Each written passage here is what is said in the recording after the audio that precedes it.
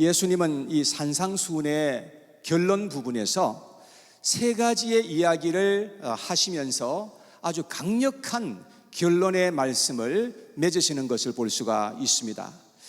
첫 번째는 두 종류의 문에 대한 이야기였습니다. 세상엔 두 가지의 문이 있다고 그랬죠. 넓은 문이 있고 좁은 문이 있다고 했습니다. 넓은 문은 인기가 좋아서 많은 사람들이 찾습니다. 그래서 그 많은 사람이 그곳에 들어가지만 결국에 가서는 멸망으로 인도하는 문이라고 말씀했습니다. 그런데 좁은 문은 사람들에게 인기가 없어요.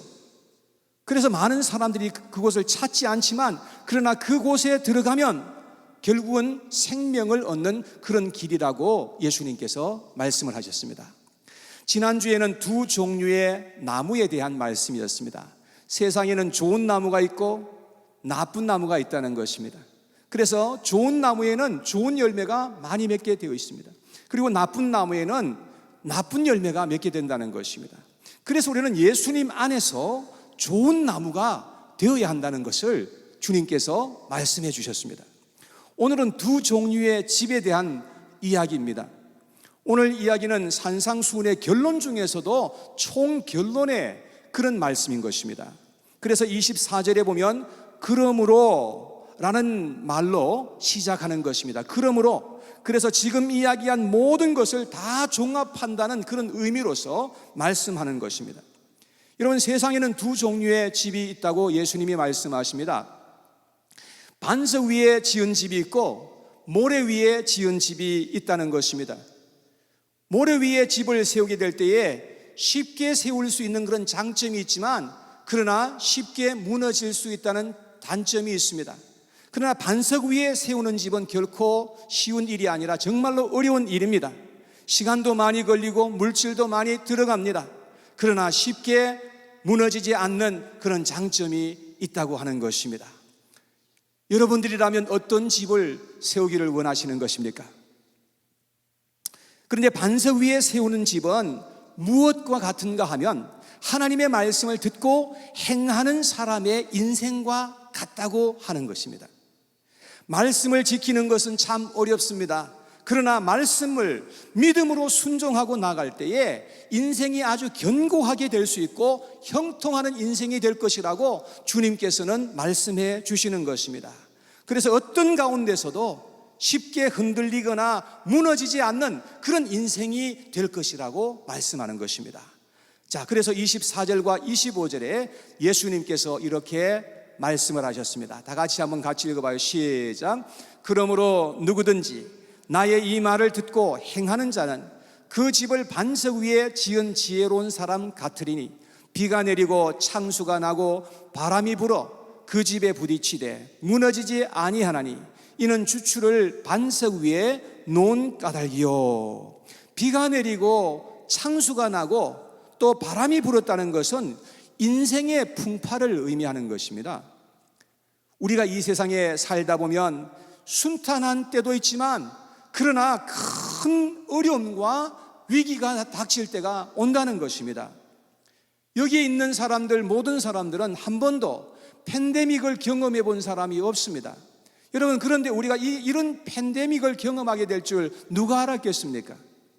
그러나 어떤 어려움을 만날지라도 순종하면서 살아가는 사람들은 크게 흔들리지 않을 수 있고 넘어지지 않게 된다는 사실인 것입니다. 왜냐하면 하나님의 손길이 우리를 붙들어 주시는 그 손길로 말미암아서 그렇게 되는 것입니다. 자, 그런데 모래 위에 세워진 집은 어떤 것과 같은가 하면 말씀을 듣고서 그것을 기억하지 않고 다 잊어버리게 되는 그러한 인생을 의미하는 것입니다. 그래서 말씀을 따라서 살아가는 것이 아니라 자기의 생각을 따라서 살아가고 자기의 습관과 자기의 감정과 어떤 환경을 따라서 그렇게 살아가는 사람들인 것입니다. 그래서 인생에 정함이 없고 혼란스러운 그런 인생을 살 수밖에 없게 된다는 것입니다. 그래서 조금만 어려움이 닥치면 어떻게 됩니까? 그냥 흔들리게 되고 쓰러져 버리는 그런 경우가 참으로 많은 것입니다. 그래서 예수님께서 26절과 27절에 이렇게 말씀했어요. 다 같이 시작. 나의 이 말을 듣고 행하지 아니하는 자는 그 집을 모래 위에 지은 어리석은 사람 같으리니 비가 내리고 창수가 나고 바람이 불어 그 집에 부딪힘에 무너져 그 무너짐이 심하니라. 여러분, 겉으로 볼 때는 두 집이 사실 별로 달라 보이지 않습니다. 그런데 바람이 불고 창수가 나면 기초가 없는 집은 쉽게 그냥 무너지게 되는 것입니다. 자, 사진을 한번 보여주시기 바랍니다. 자, 여기 이 집이 왜 이렇게 무너져 있는 것 같습니까? 아마도 이 집은 기초가 튼튼하게 세워져 있지 않은 그런 집이었던 것으로 추정되고 있습니다. 여러분, 그렇듯이 막상 인생에 큰 어려움이 닥치게 되면 말씀에 순종하지 않고 살았던 사람들은 우왕좌왕하면서 갈피를 잡을 수가 없게 되어 있는 것입니다. 그리고 순식간에 그냥 무너지는 그런 인생이 되고 마는 것입니다. 우리는 결국 둘 중에 하나를 선택해야 하는 것입니다. 하나님의 말씀을 듣고서 우리가 순종하며 행동하는 그런 인생을 살아가든지 아니면 불순종하고 거역하는 인생을 살아가든지 둘 중에 하나인 것입니다. 우리는 어떤 사람으로 살아가야 하겠습니까? 우리 예수님의 이 가르침을 결코 가볍게 생각하지 않도록 해야 할 것입니다. 오늘 본문과 산상수훈 전체에서 우리가 꼭 마음에 아로새겨야 할 진리가 몇 가지 있습니다. 저는 오늘 세 가지로 여러분들에게 말씀을 드리려고 합니다. 첫째, 우리 신앙에서 가장 중요한 것은 기초이라는 말씀인 것입니다. 집을 세우고 건물을 세울 때도 기초가 무엇보다 가장 중요한 것입니다. 기초를 어떻게 하느냐에 따라서 건물이 오랫동안 보존되기도 하고 쉽게 그냥 무너져 버리기도 하는 것이죠. 지금 우리가 사용하고 있는 이 건물은 이렇게 세워져 있지만 우리 눈에 보이지 않는 부분은 바로 기초 부분입니다. 여러분, 저는 처음부터 이 건물이 지어질 때 있었기 때문에 기초를 어떻게 팠고 어떻게 무엇을 어떻게 했는지를 다 봤습니다. 이 단층 건물을 세우는 것에 비해서 기초를 굉장히 튼튼하게 하는구나, 저는 그렇게 생각을 했던 것인데요. 그래서 이 건물은 아마 웬만해서는 잘 흔들리거나 무너지지 않을 것이라 생각을 하는 것입니다. 1923년 9월 1일 일본에서는 엄청난 지진이 일어났습니다. 그래서 이 지진으로 말미암아서 약 14만 명 정도 죽은 것으로 그렇게 알려져 있고요. 그리고 3만 6천 명의 사람이 실종이 되고요. 수많은 건물들이 그냥 다 무너지는 그런 엄청난 재해였던 것입니다. 근데 거기에서 무너지지 않은 빌딩 하나가 많은 사람들에게 주목을 받게 되었습니다. 그 건물은 미국의 건축가 라이트라고 하는 사람이 이 건물을 세웠다고 합니다. 근데 이 건물을 지을 때 많은 사람들이 불평을 했다 그래요. 왜 그렇게 많은 지출을 하는지 거기에 대해서 불평을 하고 많은 비난을 받았다고 합니다. 여러분, 그런데 나중에 일어난 엄청난 지진 속에서 이 건물이 무너지지 않을 수가 있었던 것이었습니다. 왜냐하면 앞으로 일어나게 될 그러한 재난을 생각하면서 기초를 세우고 자재들을 사용했기 때문에 그런 것입니다.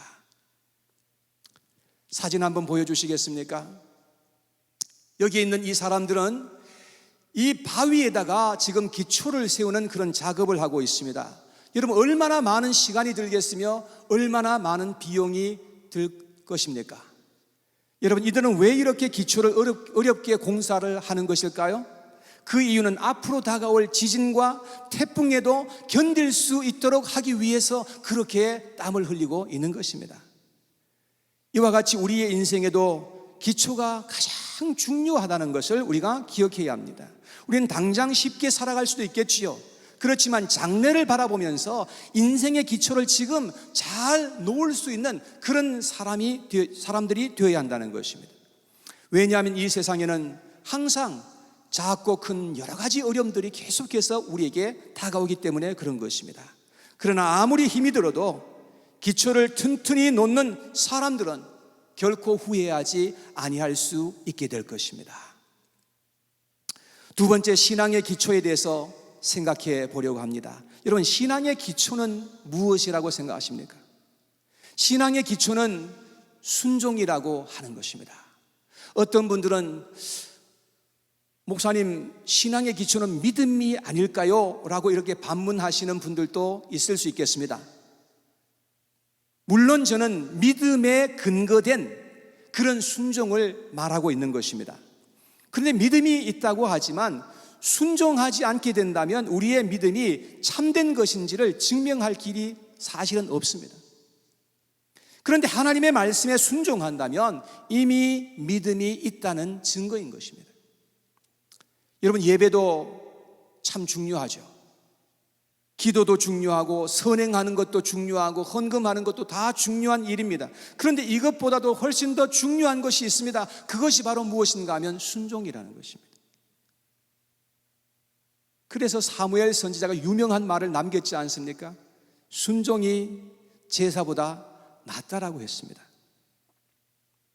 그러므로 우리가 신앙생활을 할 때에 무엇보다도 순종을 배우려고 해야 된다는 것입니다. 순종도 배우면 배울수록 더 잘할 수가 있게 됩니다.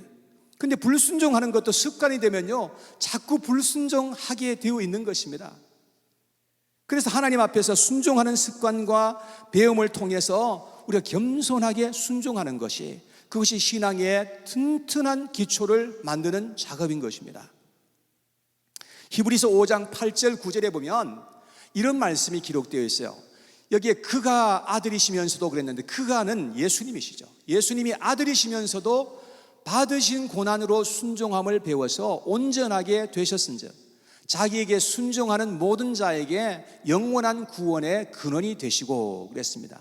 예수님은 하나님의 아들이셨습니다.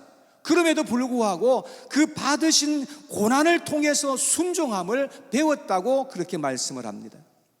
하나님의 말씀을 따를 때 고난이 오게 되어 있습니다.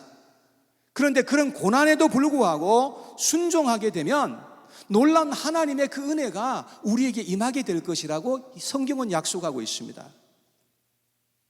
내가 당장 힘들고 고난이 와도 순종하는 것, 그것이 진짜 순종이라고 하는 것이죠. 사람들은 자기가 원하는 것을 하라 할 때는 별 문제 삼지 않습니다. 그런데 자기가 싫어하는 것을 하라 하면 순종하기가 굉장히 힘들어지게 되는 것입니다. 그래서 사람들은 무시하고 거역하면서 그렇게 살아가는 것을 볼 수가 있습니다. 우리 교회당을 오랫동안 잘 청소해 주셨던 분들이 계셨는데요, 이분들이 개인 사정으로 말미암아서 이제 그만두게 되었습니다. 그래서 어떻게 해야 되나 기도하는 가운데 저는 우리가 힘으로 해야 되겠구나 라는 그런 생각을 하게 되었습니다. 그래서 지금 현재는 우리들끼리 하고 있는데, 제가 청소를 여러분들이 자원하시도록 주보의 광고를 6주 동안 계속해서 내고 6주 동안 계속해서 여러분들에게 부탁을 하였던 적이 있었습니다. 그리고 왜 발란티어로 우리가 청소를 해야 할지도 여러분들에게 잘 설명을 해드렸습니다. 자, 그런데 발란티어 용지에 사인을 하신 분이 10명 이하였다는 것입니다.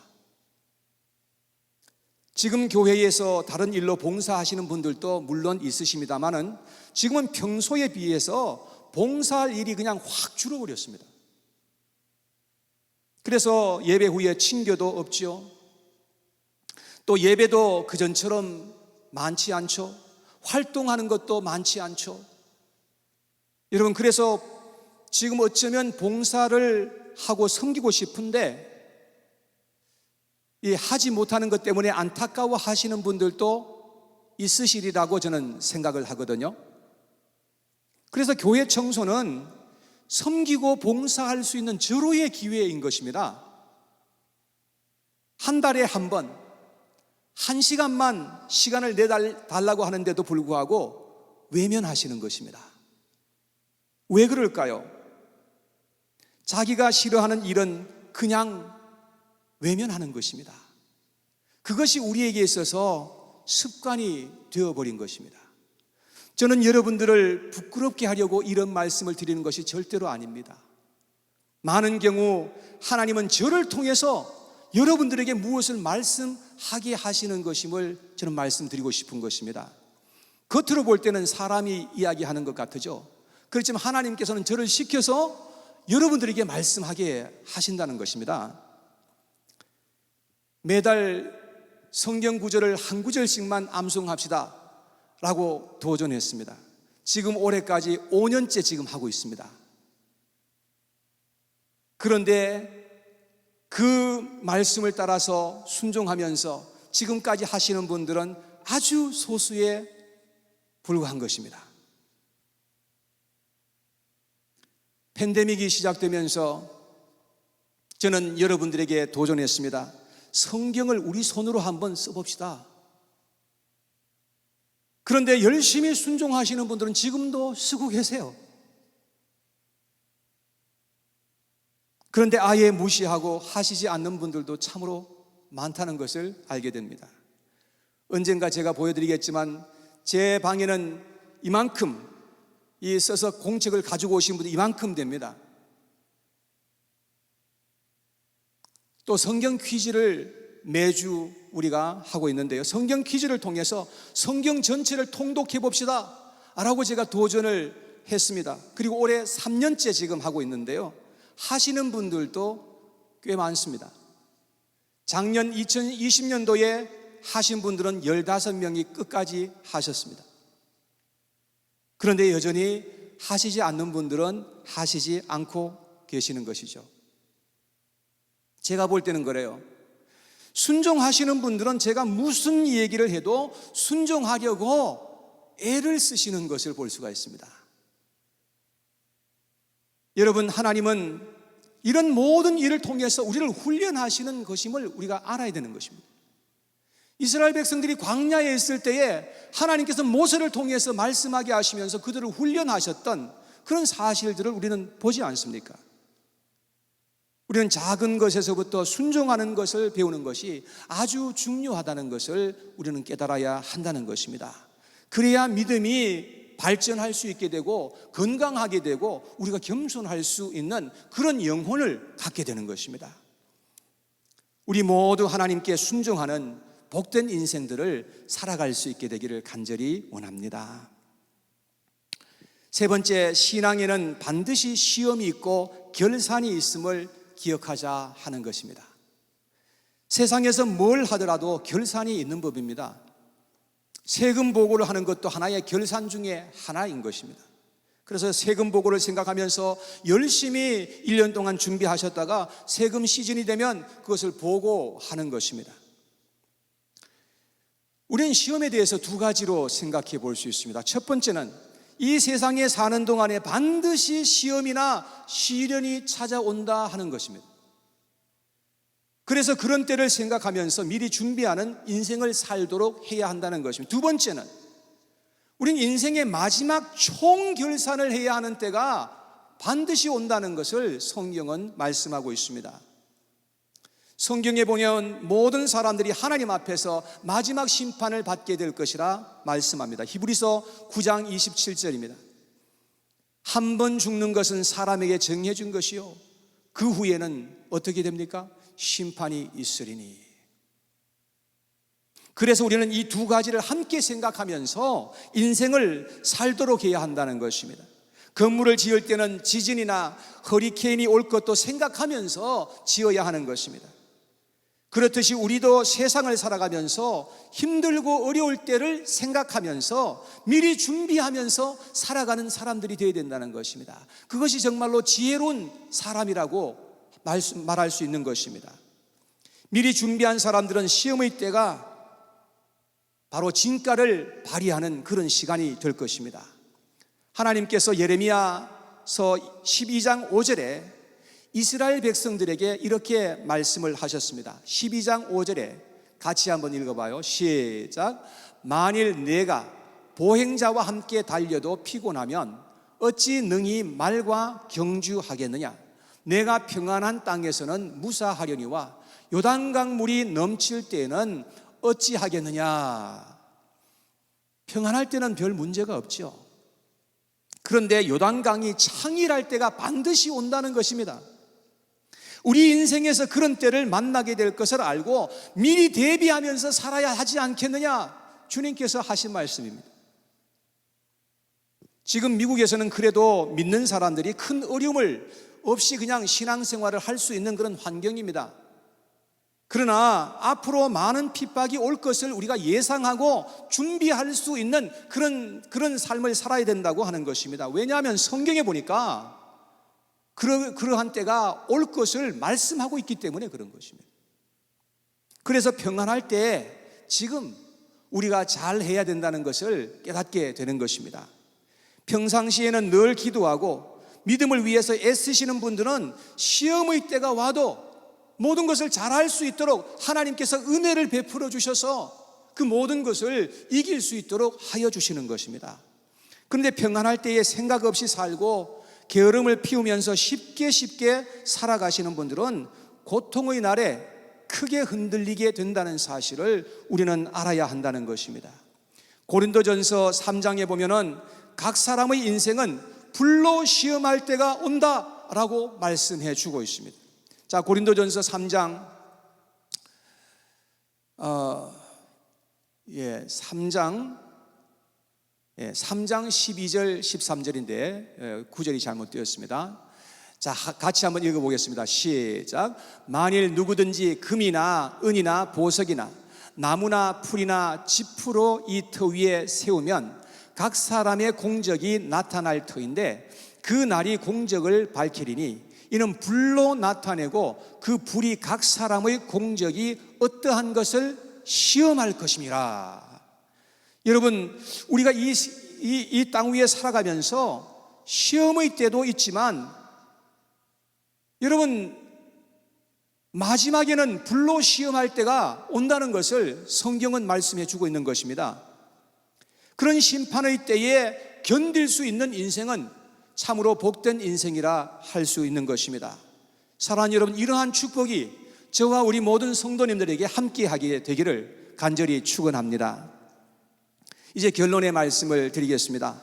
우리의 인생은 참으로 모든 사람들이 다 소중한 인생들인 것임을 우리가 알아야 합니다. 그런데 사람들마다 살아가는 모습을 보면 자신들의 인생을 아주 다양하게 그렇게 살아가는 것을 볼 수가 있습니다. 어떤 사람들은 인생을 아주 무의미하고 천박하게 살아가는 사람들이 참 많은 것을 보게 되는 것입니다. 그런데 어떤 사람들은 또 한술 더 떠서 악하게 살아서 남을 해치고 남에게 불행을 끼치는 그러한 사람들도 세상에는 얼마든지 있다는 것을 보게 되는 것입니다. 그런데 어떤 사람들은 하나님의 말씀 안에서 살고자 애쓰고 기도하며 순종하려고 하는 그런 사람들이 있는 것을 보게 되는 것입니다. 여러분, 우리가 이 세상에서 지금 어떻게 살아가든 결국은 두 종류의 중에 하나인 것입니다. 첫째는 하나님의 말씀에 순종하면서 살아가든지, 두 번째는 하나님의 말씀에 거역하고 자기 마음대로 살아가든지, 이 둘 중에 한 가지인 것입니다. 여러분들은 어떻게 이 세상을 살아가시겠습니까? 저는 여러분들의 인생이 하나님의 말씀에 순종함으로 말미암아서 예수 그리스도의 반석 위에 굳건하게 세워짐으로 말미암아서 어떤 환경 속에서도 흔들리거나 쓰러지지 않는 그런 복된 인생이 되기를 간절히 축원합니다. 그리고 마지막 심판 때에도 그 심판에서 이기시고 영원한 천국을 유업으로 받으시는 그런 우리 모든 성도님들이 다 될 수 있게 되기를 간절히 원합니다. 여러분, 오늘 이 말씀을 우리 마음속에 아로새기시고 함께 찬양하면서 또 우리 마음속에 하나님께서 주시는 그런 결단을 할 수 있는 그런 시간이 될 수 있기를 바랍니다. 여러분, 하나님 말씀을 오늘 이 산상수훈의 결론의 말씀을 주셨습니다. 이 말씀은 하나님의 말씀을 듣고 잊어버리는 그런 인생이 아니라 우리가 이 말씀을 꼭 기억하는 인생이 되어야 된다는 그런 말씀인 것입니다. 여러분, 이 예배가 말씀으로 끝나는 것이 아니에요. 우리가 말씀을 들었으면 그 말씀을 내 마음속에 아로새길 수 있도록 우리가 어떻게 하든지 최선을 다하는 것입니다. 그래서 우리가 말씀을 붙들고 기도하자는 그런 말씀인 거죠.